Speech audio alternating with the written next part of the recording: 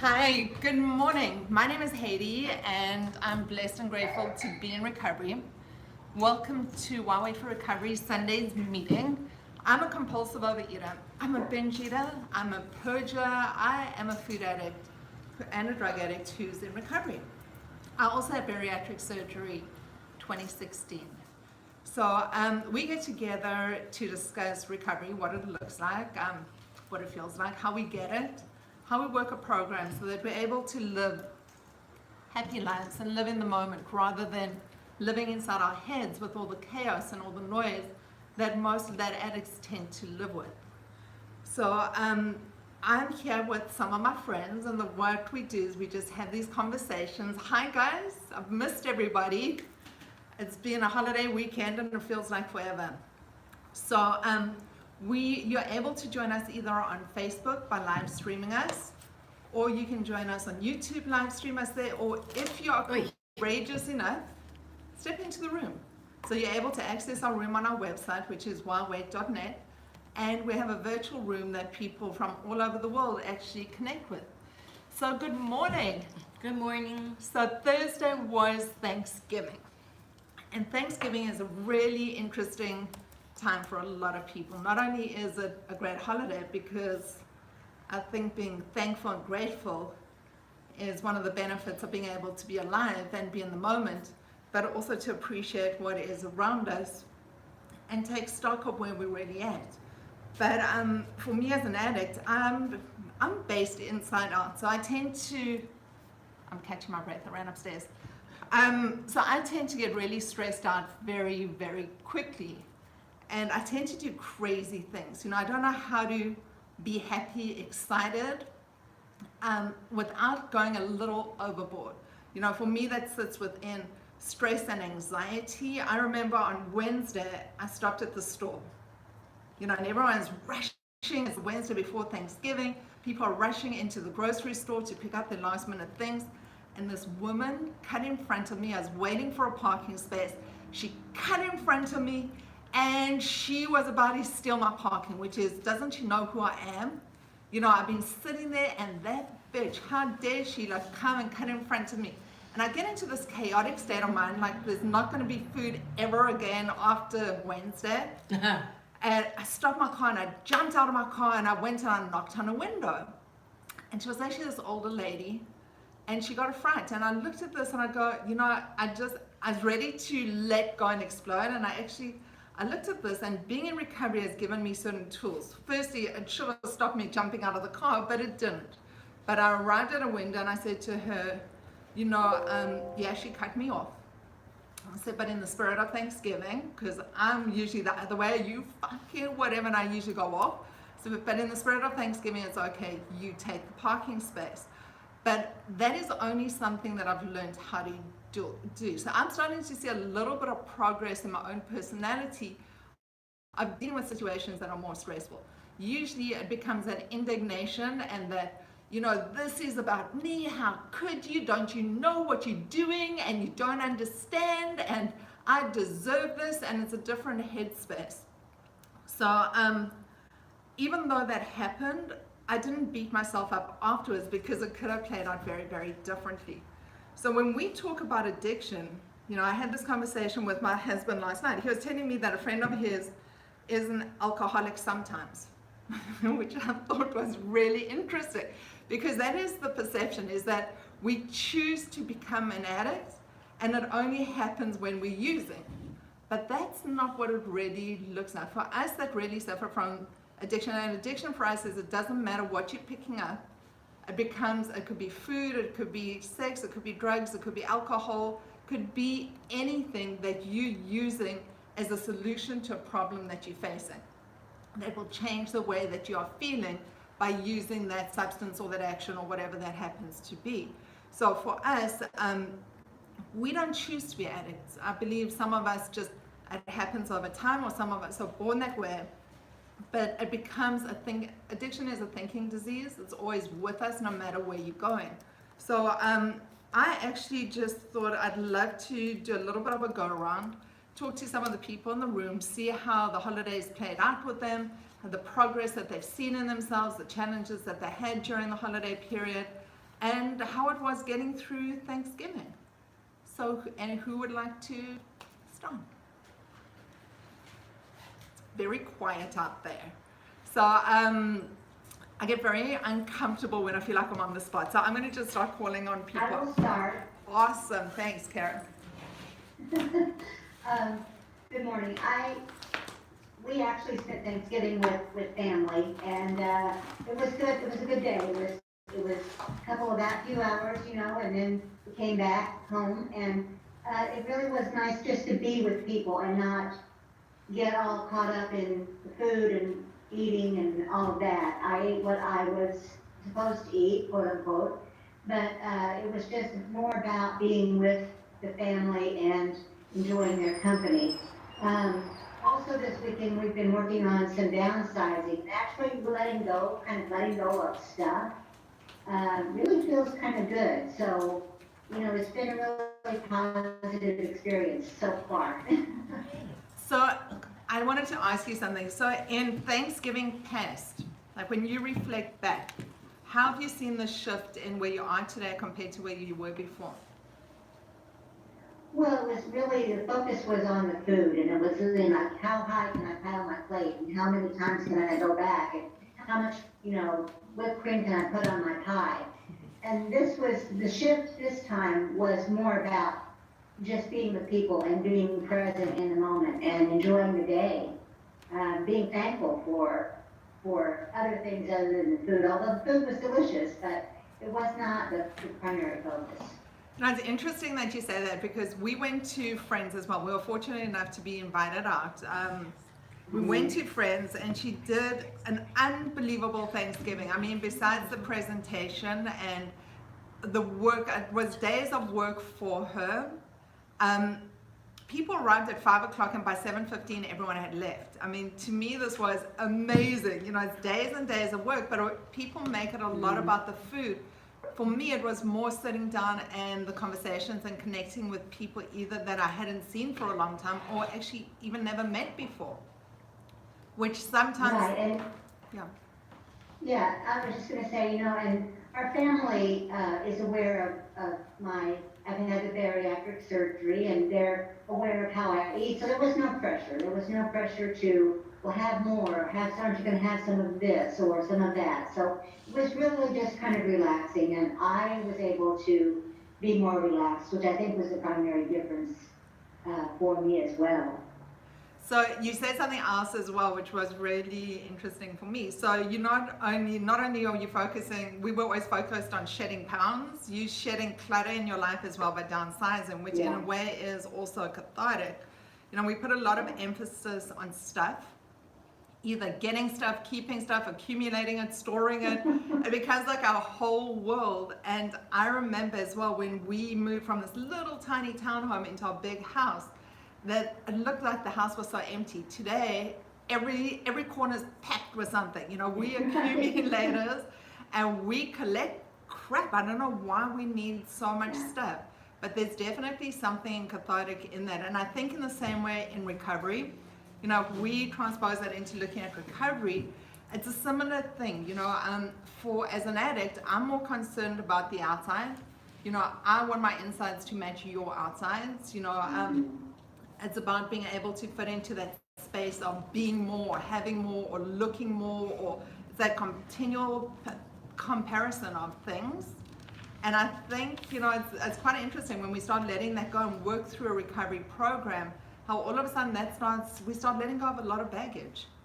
Yeah, and I really see that in terms of my recovery, both with the addiction side of it, but also with letting go in other areas of my life. And that really, I'm really kind of excited about the possibility of being creative with the space that we will have.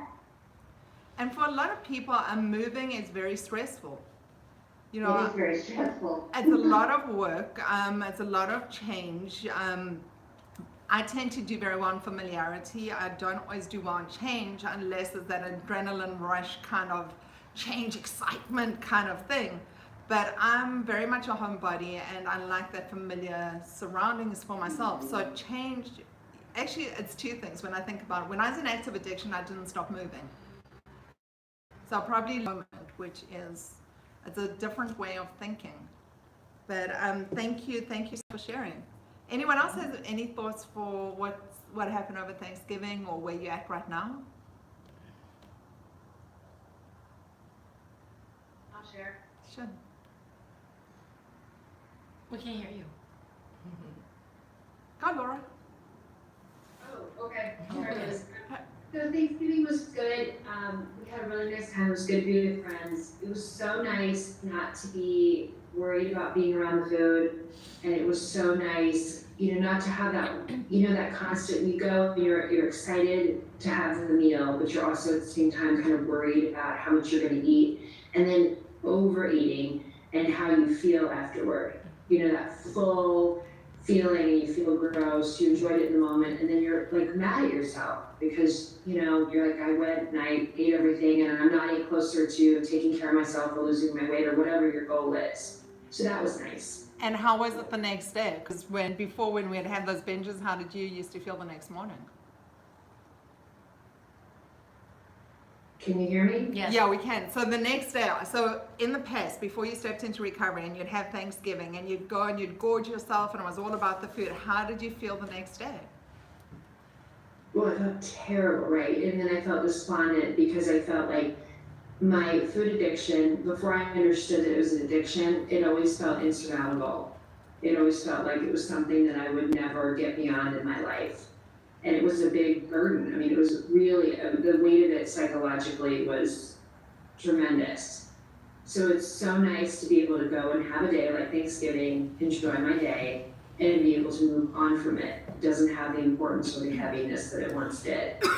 So I found it interesting, like that shift in paradigm, because before, when we'd have these family events or these holidays, I think it was my duty to go and participate and eat.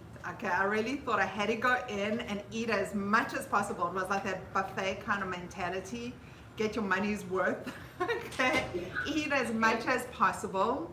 Well, actually, sorry, let's take it a step back. So I'd lose weight to go, so I could look good for everybody. So I'd do these crazy diets before the day so I could get that outfit and look really good, walk in looking good, eat myself to a coma. I mean, literally be comatose at the end of it, that I could hardly move and hardly think, and have that coma brain the next day and feel like shit. Yeah.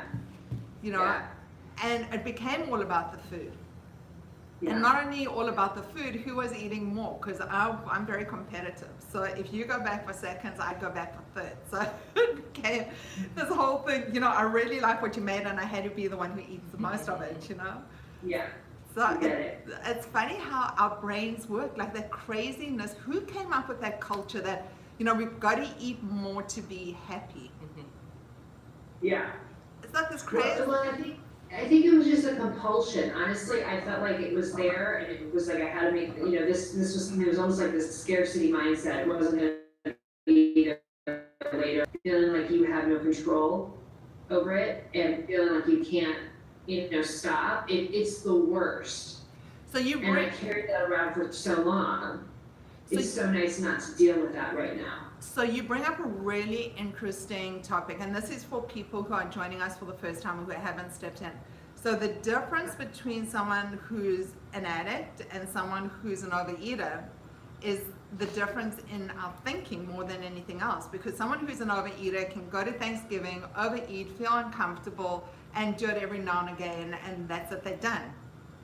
For an addict, when we start stimulating being around our drug of choice, whatever it happens to be, if it's food, drugs, alcohol, whatever, cigarettes, it doesn't matter what it is, we become powerless over that, because once we start, it becomes like this whole downhill drive that we just, either if we're lucky enough to see the end of the tunnel and step out of it, or it can carry on for an hour, a day, a week, a month, years, that all of a sudden we turn around and we've lost time and all we've been doing is feeding our addiction. And we've got really bad impulse control. Yes. We got great intentions, amazing thoughts at times, okay, but really bad impulse control. And I think for people who are sitting in active addiction, that being driven by feelings is a very difficult, we think our feelings are us. And when we lose sight of that, being able to take responsibility for our lives and not have that out of blaming it, well, I felt like it, or I couldn't stop, or I didn't know what happened, I think it's a very different kind of paradigm, but it's not something you understand until you have the courage to be able to stop picking up whatever it is, become abstinent. Well done, Liz, you're doing awesome. I'm very proud of you. The abstinence really becomes key to be able to clear out that thinking. Actually, I heard something really interesting. The guy who developed Dilbert used to, you know the cartoon character Dilbert? So he used to be in banking at one stage, and they always told him, do not give a loan to someone who's following their passion. Like when it comes to a business loan, don't give it to someone who's following their passion. Give it to people who are in the most boring careers and businesses, because passions change over time. They're based on feelings, and your feelings today might be very different from your feelings tomorrow. And as addicts, our feelings are the things that really drive us. And we think that they're everything. So we're either feeling great, terrible, guilty, ashamed, or something along those lines, but we're not present. So thank you so much for sharing. Jess, how are you doing? Yeah, I'm okay, yeah. Yeah. I don't think they have Thanksgiving there. No, you guys don't have Thanksgiving, hey? Not in England. No, I don't think we do, no. Yeah, they don't have Thanksgiving, but they have other holidays that we don't have. So I know you've been going through certain challenges. How are you finding your recovery working with what you're dealing with at the moment? How's your headspace? Very up and down. Some days I'm finding that I'm managing okay, other days I'm finding myself all over the place. I suppose being in company with others helps that, but also for me it's getting that space. I find it very difficult to be sitting alone with how I feel, so I tend to keep myself occupied around people who I know I feel safe with. But that isn't the answer, and I know for me that's the issue at the moment is I'm not giving myself the time to be alone, to feel the feelings and acknowledge them and accept them and write about them. So I know for me I'm doing the kind of spending as much time with friends as possible so I don't have to sit with what I'm feeling. Food, I say food isn't the exact thing I suppose, but I wouldn't say I was either overeating or restricting at the moment, but that being said, there isn't any consistency either. So, you know, for us, it's not always, some of us can be abstinent for years of our drug of choice, whatever that happens to be. Food, cigarettes, alcohol, whatever it is. We could be abstinent for long periods of time, but still thinking like an addict. And those addictive thoughts, I mean, I'm an addict in recovery, so this is my personal experience, but those thoughts and reactions are the things that keep us sick and keep us in the place where we are. And for me, I know that a lot of it is based in fear. Sometimes being comfortable where I am is just so much easier than looking at something different, because, you know, the one thing I learned is I always thought I was in control of everything. I thought I was in control of people around me, my kids, my husband, my work, my clients. I thought I controlled my whole little world.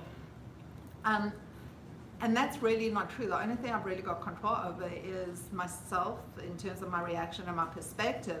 But sitting in that control, when we step into something that we don't know what it looks like, it's a very scary place because there's no picture at the end of it. I can't tell you what recovery looks like for you. I can't even tell you what recovery looks like for me because it changes on a day-to-day basis. I can only see the progress that I make on a daily basis that brings me certain gifts. You know, that is shifting my relationship with my kids. And the greatest relationship it's shifting is the relationship with myself, which is the one I was the most scared to ever have a relationship with. It's shifting my relationship with my husband. Our relationship in overall is different. The people I hang out with are different. You know, and I find the level of conversation is very, very different. Before, the conversations that I'd have with people is, so what do you do? And we'd start discussing easy, superficial stuff. Now I can actually talk to them on a different kind of level, which is connect with them as a human being. So I think a lot of people are where you are.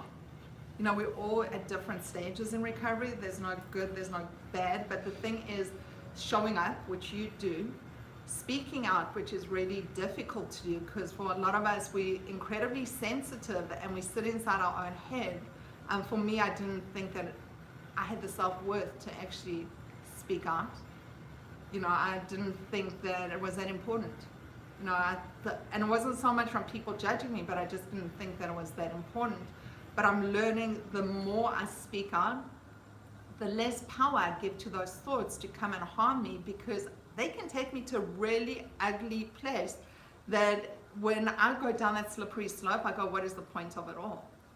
You know, and life becomes very bleak and very dark, and then it becomes a very good excuse for me to pick up and start using again.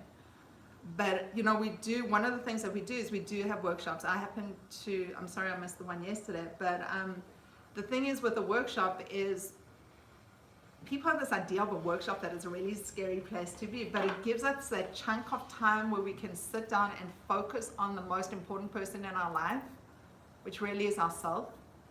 A lot of us spend a lot of time focusing on other people and being and doing and nurturing and doing all that other stuff for other people, that we don't give ourselves that gift of being able to do it for ourselves. It also makes us confront things that we don't want to deal with. You know, workshops bring up a lot of stuff and a lot of scary stuff and things we don't want to see, and you know, but I honestly believe that's where the power lies as well, is once we can name the problem, we can come up with a solution. It just comes to naming it and being able to find out what it is. So Jess, I'm proud of you, sweetie. You keep showing up, you keep talking out, you keep reaching out. You know, for the people who don't know this, we have an online community. It's a private forum. We're in different places. There's one on Facebook, there's one on our website, whatever you're more comfortable in. It's a place where you can reach out to people or just get the thoughts out of your head onto another format so that they become powerless. You know, the big thing is taking those thoughts away, or getting some feedback, or getting redirected, or just being able to connect with another human being, because it gets really lonely sometimes. Does anyone want to add to what we're saying? Yeah. Liz. So to kind of piggyback onto what you were saying about, you know, taking care of the most important person in our lives, Thanksgiving Day was a little bit, it was a little bit stressful for me. I was at my fiance's parents' house for the day, and there were a lot of people there, and I identify as an introvert, so while I enjoy being around them, it zaps me of my energy very quickly.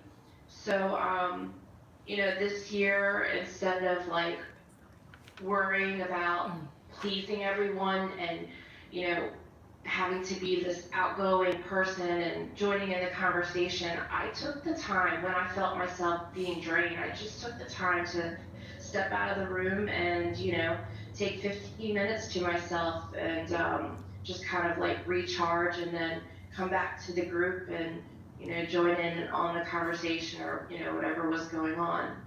So it was good. You know, it was stressful and tiring, but, you know, I also enjoyed it, and it wasn't, I don't know where I was going with that. I lost my thought, but. So what is the thought that got you through the day? The thought that got me through the day? Yeah. So what was the thought that stopped you from picking up, or that you chose not to pick up during that period? What was the thought that got you through Thursday, making it more manageable? Just that I had hit my 30 days of abstinence, and that I was feeling really good, and that I wanted to continue having those good feelings, and that I wasn't going to go backwards.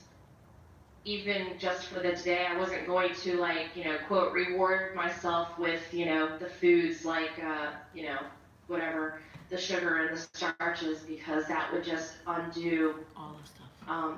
My clean time and put me back in that chaos, all the mental anguish that I was in before.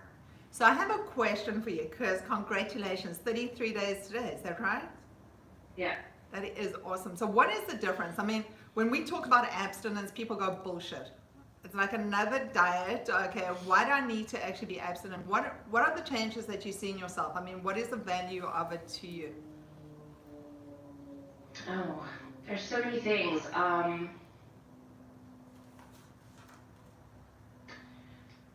I'm able to think more clearly. I'm not reacting based on emotions now. I can look at things more logically, conversations or events that are happening just day to day. Have more patience. I still get a little irritable because, it's not always perfect, but it's definitely, my life feels more manageable now. So one of the things I noticed when I became abstinent, and I just want to know if this is true for you, did you know, I mean, in the beginning was really hard.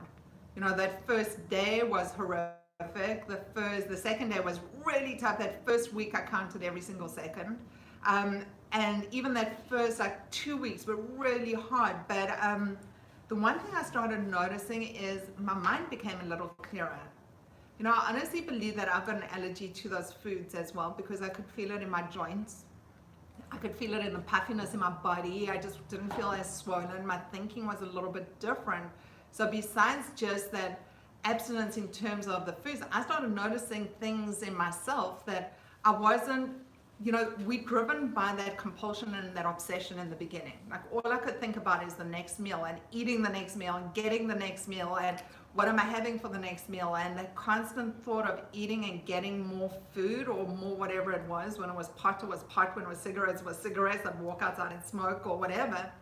But the more I got into that, don't you find like that obsession starts getting lifted? The thoughts are still there, but that obsession to actually use or pick up starts shifting. Definitely, I'm more present in the moment. People say that all the time, just be present, and it sounds like bullshit, but it's true. Like I can honestly say that I'm able to do that now. I'm, sitting at the table playing, Scrabble or whatever with my family instead of, saying, hey, let's talk about Christmas. What are we making for Christmas? What dish are you bringing? What am I bringing? And don't have to go there, and we can talk about that later. We've got a whole month to plan that stuff. Let's just enjoy today. 100%. It also reminds me, I have this picture in mind. So I used to have this thing that when I was at the buffet or a place where there are a lot of people and there's food, you had to be the first person in line in case you didn't get the stuff that you wanted, okay? And in case they ran out of stuff. And it became like that compulsion to go out and get more and be there, otherwise, God forbid, you lose out on something. So that's actually good, Ahmed. So it's funny, all of a sudden that shift becomes, when it's not about the food, the world becomes bigger. But just leading into what Jess was saying as well, Ahmed, it's okay. Yeah. Leading into what Jess said was, being able to look into the future is a very difficult thing for us to do. For us, when I look into the future, I get very overwhelmed with fear, and I look at the worst case scenario, because that's where my head tends to go, what if, and I play out all these what ifs, and then I play them so far out that I become incapacitated and immobile. But when I'm sitting in the moment and in the second, and I just have that hope in myself that if I do the next right thing, and I'm just doing my best to do my best in the moment, for myself, the way I'm treating people, things tend to work out the way they're just going to work out, and it works out okay. It's not always good things always happening, but for the most part, I'm okay during the process. But it's just stepping into that place of being hopeful that something else can be different if I try something different. And that's where the first step of abstinence becomes, is it's not a diet. Abstinence for an addict is not a diet. It's not a diet thing. It's something, dieting is that same addictive thought process that brought us to this point that we're at right now, which is that control issue, that willpower issue, that if I'm good, I'll be thin and happy, But It's different in recovery. Recovery is if I am present and in the moment and being of service and living with gratitude and enjoying the moment and choosing to be happy right now, my life is okay. And all the rest of it seems to fall into place. It doesn't matter what I'm eating or what I'm sticking into my body, because that isn't the focus. It's how I'm feeling on the inside and how I'm behaving and how I'm acting and what I'm taking responsibility for that becomes more important, that gives us the life rather than living it from meal to meal to meal.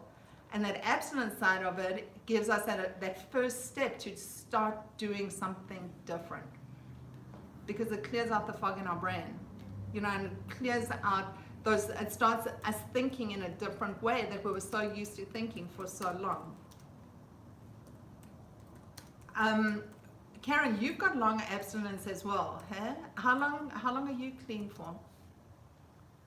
You know, I think, well, I know it started after I got back from the cruise, because I did use on the cruise that we went on in August. And so it's been, let's see, September, October, November, about 3 months that I'm abstinent. So it's about 90 days, which is also, that's awesome. But you know, Yeah.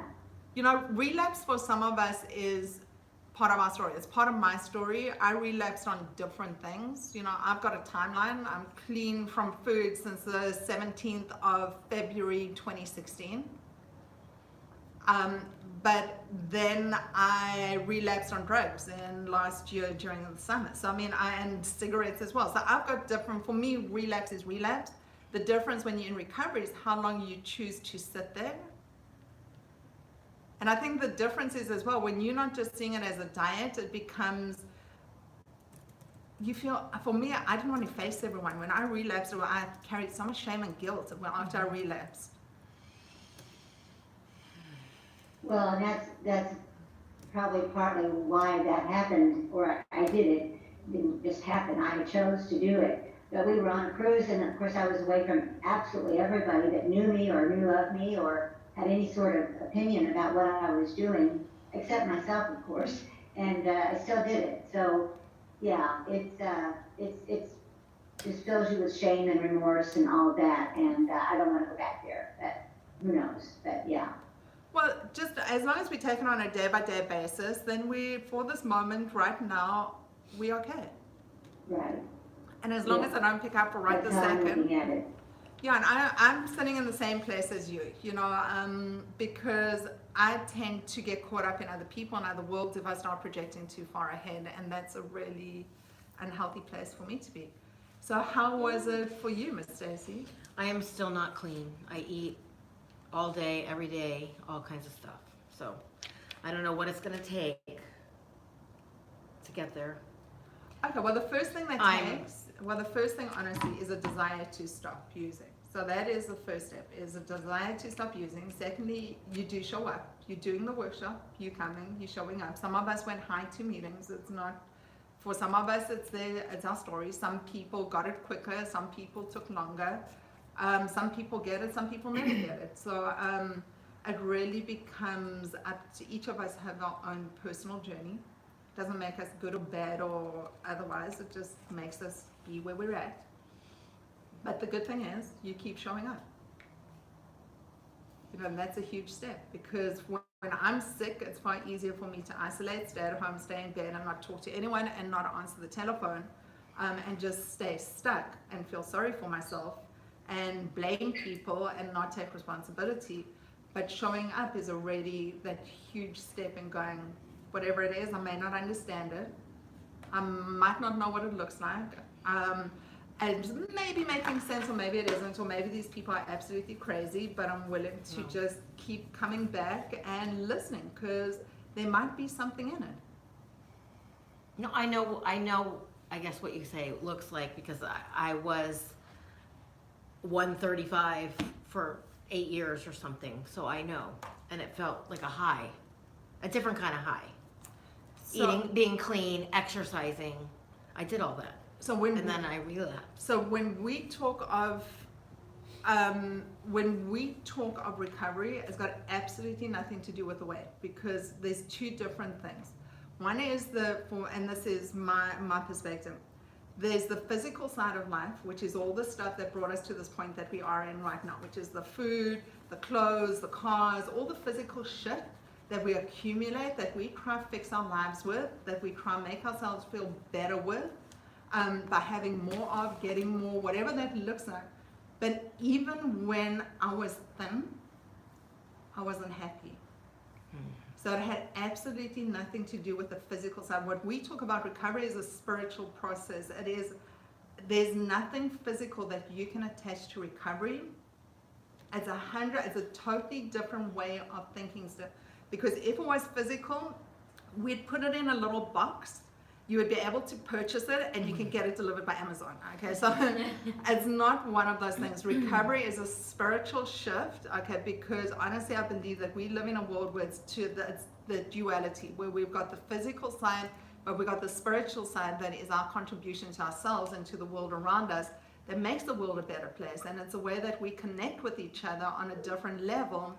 And it's the stuff that gives us the ability to be happy and present, because if that was just purely a physical thing, people in countries where they have so little should be absolutely miserable. And I've often found, and coming from a third world country, I've met some of the happiest people who have so little, but are so blessed in community and relationships and so rich in life, and where they are spiritually compared to others that have absolutely everything, the homes, the boats, the airplanes, all the physical stuff that are so miserable. So I think part of it is shifting our thinking. Because as long as we keep thinking the same way, we're going to stay in exactly the same place. Because think of this for a second. As an addict, I did the same thing over and over and over again. So I've done every single diet under the book, and under the sun. You name it. I've done you name it. I did the HCG, whatever. I mean, it doesn't matter. There are millions. So I've got them under my belt. I've lost probably 600 pounds in my lifetime, doing different diets, making other people wealthy, driving myself crazy, diet pills, you name it. I did all of it, okay? And it still brought me back to the same place where I went for bariatric surgery, okay? That was my next fix. It still didn't fix me. Shopping for smaller clothes didn't fix me. I'm a work in progress. I'm a spiritual being, and that for me is the greatest lesson of recovery, is being able to step out of that physical space. And it doesn't matter, and it's tough thinking that it doesn't matter what I look like, because I'm very superficial that way. For me, looks were everything. I mean, that's how I governed most of my life. Cute, sexy guys, whatever it was all about looks and that superficial stuff. The recovery component is, it doesn't matter how many wrinkles I've got in my face. It doesn't matter how sliced I am from past surgeries. It doesn't matter about all this physical stuff, because that's not important. It's the stuff that's inside. It's that spiritual stuff. And that's the stuff that I have a hard time understanding, because it's not something that I can control with a credit card. I understand. So that's what we get in touch with through the workshops. I think we spend so many years of our lives like sticking layers to protect ourselves. They talk about the onion. I've just got like all these obstacles that are put in front of me that make me distant from you, so I don't need to connect with you, because you know what? You might not like me when you actually see the true me underneath. You might be judging me. I might be less than what I think I'm projecting on the outside, and you're not using me for the true me. So I think we build up all these different layers, and recovery helps us shift that and clean out that space so that we can connect with each other on a different level. Bonnie, I see you shaking your head. Oh yeah, completely. First of all, I just want to acknowledge Stacey, because your honesty helps me stay in recovery, Okay. and that's so brave. And Well, I just want to say it out loud, like, I'm just buying bigger clothes every week. I mean, we're running out of sizes. So yeah, I don't know what to do. well, I mean, I yeah. do know what to do. It's a matter of doing it. Yeah, and as Haiti said, it will come. So one of the things that I just want to acknowledge, because I really don't, is that I think tomorrow I'll be 4 months in abstinence or whatever. That is awesome. Yeah, and I remember it was after a workshop, and it was funny because it was a Saturday workshop in July, and then Sunday we came in, and I got so triggered and I ate that day and I felt so sick. and the fact that, I think the same with the honesty, the fact that, you know, I was able to see how triggered I was, that I wasn't like this pure person, helped me. And also it was just like a crazy, it didn't work even in the eating with some stuff that happened with friends, and it was like, why am I putting that out there when, you know, whatever, I trusted it, just like Liz is trusting it. So that was really good. And so I just have to say something though, and even though you were triggered, the first thing you did was you reached out to someone and you were honest and you said, you know what, this triggered me and I'm uncomfortable, and you spoke up, you acted on yourself. You basically spoke up, same as Stacey just said. Yeah. And that's courageous. Yes, thanks. And even though it's not about the weight, I had weighed myself before the Thanksgiving meal, which was actually pretty good. But I got, like, I was very close to a goal weight that I had set for myself. So I also looked at, you know, like sabotage. Like, number one, I wasn't in the space, but it's hard for me to be a small weight because I was there too, small. And then I couldn't be with the thin body, and that was like so uncomfortable. And I at Thanksgiving, I'm good at preparing. Like, I actually called my brother and said, this is what I can have. And my sister actually made a dish that I could have, and there were so much vegetables that normally is never at a Thanksgiving meal that it was almost like, you know, God was, or, you know, the higher power was really there for me. And I didn't really, and I ate breakfast, because normally Thanksgiving, I've lost many abstinence on Thanksgiving, I go hungry. That doesn't work. And wait for the meal. And wait for the meal, and then yeah, so that was a good lesson. I did overdose a little bit on garlic, which is not like, just because I think I still have that compulsive tendency. Garlic's calorie free. Yeah. Right. So I saw the tendency too, because part of the vegetables, whatever, it was there, and so I see that I have to still be, you know. So you bring up a really good point, and the part of the point is self-care. You know, because we're in recovery means that we also have to look after ourselves first. You know, it's great looking after everyone else and showing up the way that we think we should show up, but there's a big thing of that in being able to prepare for ourselves to make sure that we're taken care of. And that means eating well, spiritually, doing whatever we need to do, if it's meditating, prayer, whatever it is that works for us. Being in contact with other people so we stay in community. So all those things are part of our recovery, and being able to do things differently. Because I know in the past my family stopped because I'm so focused on making the meal I forget about feeding them. So I've learned like you. You know, I either pack things and take things, or make sure that there's stuff that I'm going to eat. And that's the same, it's true for other days besides Thanksgiving. So if you're going to places, make sure that there are things that you are able to eat when you're going, or eat before, or take with you. Yeah.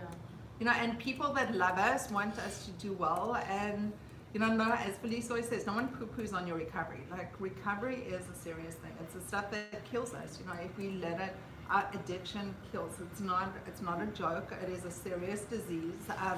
We think food is less of, you know, it's more cute, but it really isn't. It's more insidious, in my opinion. But people who love us will support us. You know, but the big thing is us supporting ourselves first. Colleen, you wanted to say something, sweetie? Oh yeah, hi.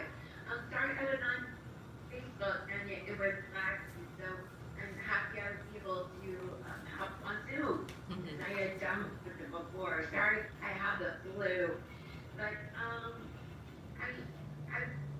in this room, and I've been with you guys since I began my like real recovery, and because I had seen Dr. Celine and the doctor's post in some of my recovery groups, and I realized that this covered the same sort of thing.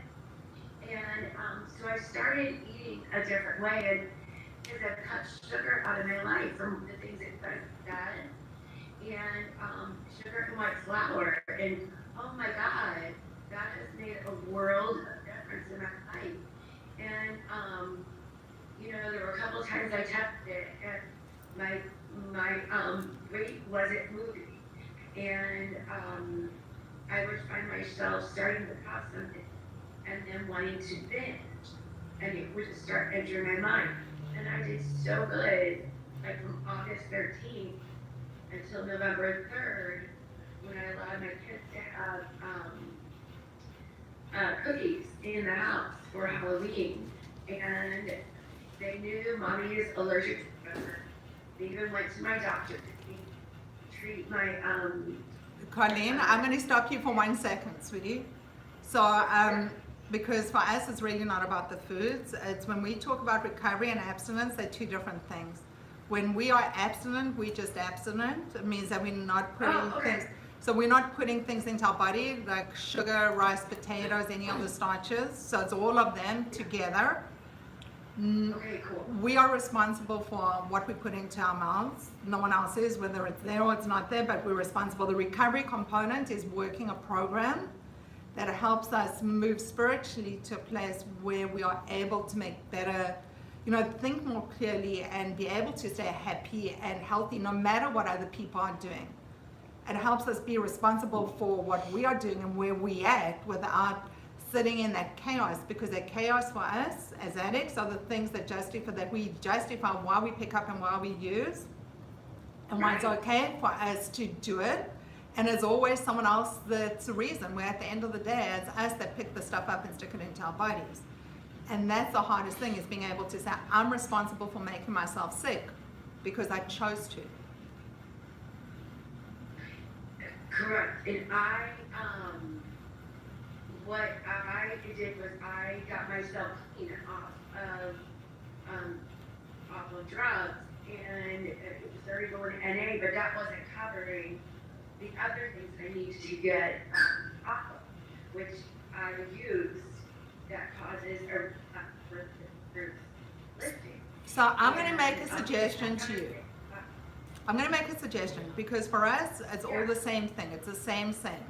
So whether you're using drugs, you're using alcohol, you're using foods, you're picking up, it doesn't matter what your substance of choice is. It could be physical, whatever physical thing it is. It could be gambling, it could be whatever you want to name that drug of choice. It could be pornography, it could be playing your telephone, playing games on your phone. It's the same. It's exactly the same thinking, no matter what it is. So when we start putting ourselves where we're judging it and we're differentiating between the different things, instead of identifying them as the same thing, that's where the healing lies. But being abstinent doesn't put us in recovery, but it's a first step to be able to step into recovery, to be able to learn what recovery is.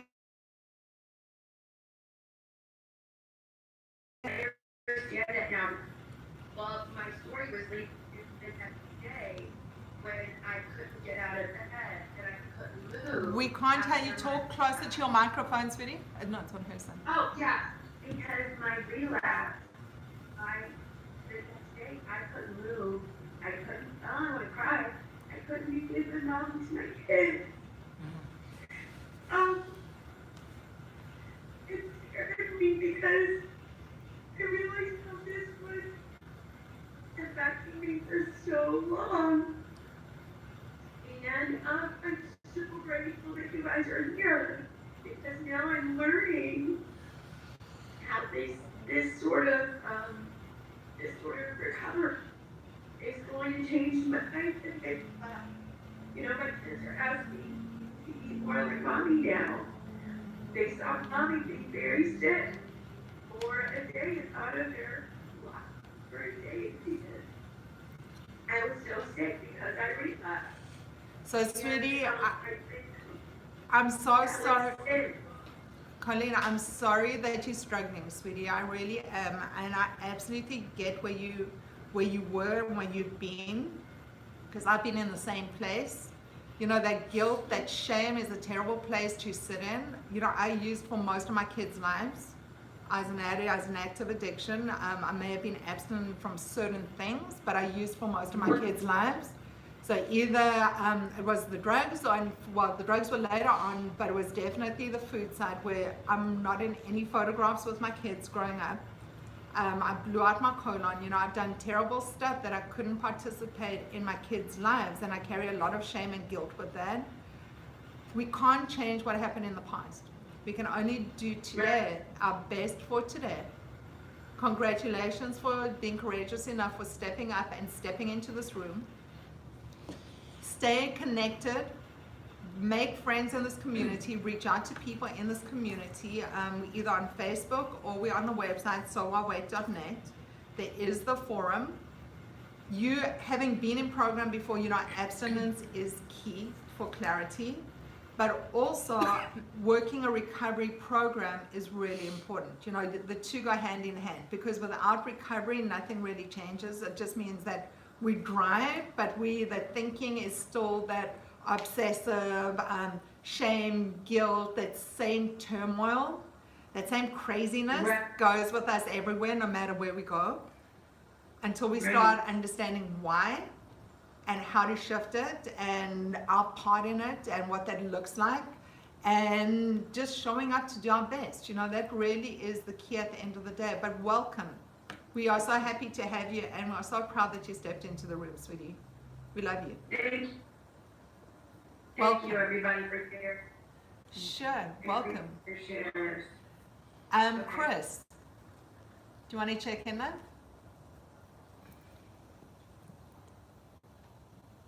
She froze. Oh, it's Chris frozen. As soon as she's back up, she can. Michelle, do you want to check in there? Oh, she's on. I'm here this morning. I hope you can hear me. Yes, we can. Your connection's a little off, so we keep losing you. So I'm going to make a suggestion. Just type your question or where you're at, and Ahmed will read it to us, okay? Can you hear me now? And we can for the moment, so go for it. No. No, we lost you again. So, Oh, what? No, we've lost you. So I just wanted to say, Michelle, welcome. Michelle? Chris, we can't hear you, love. You keep going in and out. So just type up something. You're able to type in chat. Type up where you're at so we can connect with you, okay? okay. Hi. Miss Michelle, that's Michelle. That's Chris. There's a Michelle on the screen that Oh, Can you hear me? oh yeah, sorry. Yes. Hi. I had a pretty good Thanksgiving. I went to the workshop before Thanksgiving, so I spoke with my family. My daughter-in-law was cooking, so she made extra vegetables for me. Thanksgiving Day was pretty easy for me. I removed myself when I felt the chaos getting too much. But I talked endlessly with my husband, who's 35 years sober, so I used him as a support, and when I felt stressed or the chaos was getting too much, I just talked to him a lot. So I navigated through Thanksgiving what I consider pretty good. Not to say that I go to the Wawa, which is like a convenience store, and I see chocolate at the checkout, and I'm like shaking my head, just really struggling. So I still have those moments, but I got through Thanksgiving, so I'm grateful for that. So how did you find the workshop, by the way? Did you find it helped you going into the holiday? Well, Or? I've been watching the meetings through Facebook for a while, on and off, and I found that I had more chaos in my brain, and I associated that with disconnecting from support, being here, being with like-minded people. So when I saw the workshop on Facebook, I registered for it, and I guess I'm circling around to I need this in my life daily. It's just, you don't feel better, and it goes away, and you never need it anymore. So you brought up a really good point as well. We didn't become addicted overnight. It wasn't something that yesterday I wasn't, today I am. It's usually for most of us a progression over time. For me, it was over 40 years in active addiction. I mean, I started when I was 7, was really when it really started kicking in. I'm 53. You do the math because I can't on a Sunday morning. But it was a really, really long time. And I expected to be recovered overnight. I thought it was something, you get the gold star, you've done a couple of workshops, it's over, come to a couple of meetings, it's done, I'm cured, but it doesn't work like that. Our brains go with us no matter where we go, and it's constant work because our addiction comes with us and speaks to us in our own voice. So at those times when we're not working our program and staying connected to our community and reaching out when we're struggling and having people that know us well enough, you know, people tend to reach out when they are really having a hard time, which is great.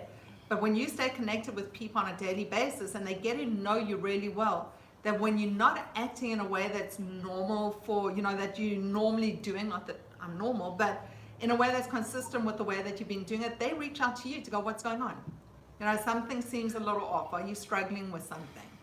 You know, having friends that support us is really important for us in this process of recovery, because otherwise we're doing what we're doing when we're using, which is isolating. Mhm. You know, a lot of us start off using socially and end up using alone. You know, because we don't want to share those favorite things of ours, you know, and the stuff that, you know, that we want that, God forbid, we don't get enough of. So I absolutely get that. Did you find that the workshop empowered you going into the holidays? Is it something you'd recommend? Highly recommend. It set me up for success to get through Thanksgiving the way I needed to get through Thanksgiving. So I highly recommend them. So I just want to, so just while we mentioned, so we do run these different workshops. There's another 7-week, we have 2-hour intensive workshops that run every now and again on the website. So while wait.net, I don't have the dates in my head. But have a look. So instead of the Thursday evening, we're doing those workshops, and we have an intensive 7-week recovery workshop that Dr. Felice wrote a workbook for. Some of us have done it twice, some of us 3 times. I've done it probably like 6 times, because we're always shifting and changing. It's one thing in recovery is where we start off to where we are right now can be very, very different places. So I'm constantly learning and growing, and it takes continual maintenance. It takes continuous work, and it's not hard work that I hate doing it. I love learning, and I come out of it always feeling better than what I walked into any workshop or meeting feeling.